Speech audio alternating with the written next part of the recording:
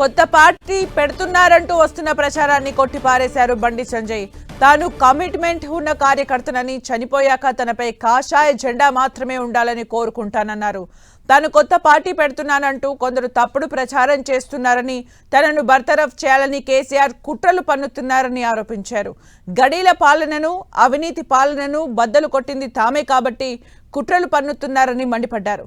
ఇక చట్టంపై గౌరవంతో కన్న కొడుకును పోలీసులకు అప్పగించారంటూ చెప్పుకొచ్చారు.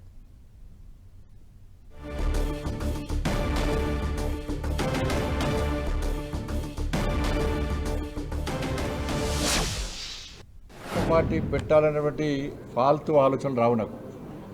అటువంటి ఫాల్తు రాజకీయ నాయకుని కాదు. కానీ కమిట్మెంట్తో పనిచేసే భారతీయ జనతా పార్టీ కార్యకర్తను పిలిచి మీరు అడిగితే, కమిట్మెంట్తో పనిచేసే భారతీయ జనతా పార్టీ కార్యకర్తను మీరు పిలిచి అడిగితే చెప్పే టక్ పని చెప్పేది ఒకటే, నేను చచ్చిపోయినాక నా మీద భారతీయ జనతా పార్టీ కండ కప్పాలని, జెండా కప్పాలని అంటారు. దీనికి కమిట్మెంట్ అంటారు.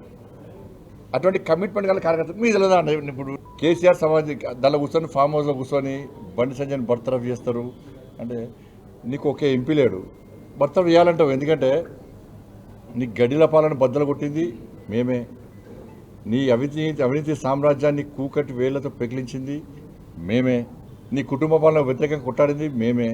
ఉంటుంది, నీకు సహజంగా ఉంటుంది. వాళ్ళ కన్న కొడుకును నేను తీసుకుపోయి విచారణకు సహకరించాలని చెప్పి నాకు సమాచారం వచ్చిన వెంటనే నా కొడుకును అప్పచెప్పిన. అరెస్ట్ చేయాలంటాడు. ఇలా కేసీఆర్ కొడుకు ఫేక్ మీడియా ఫ్యాక్టరీ నడుపుతున్నాడు. ఏం జరుగుతుంది, ఏం జరగాలి, ఏం జరిపించాలనేది ఆ కుట్రలన్నీ ఆయన చేస్తున్నాడు. కాబట్టి ఆయన నడితే సమాధానం చెప్తాడు.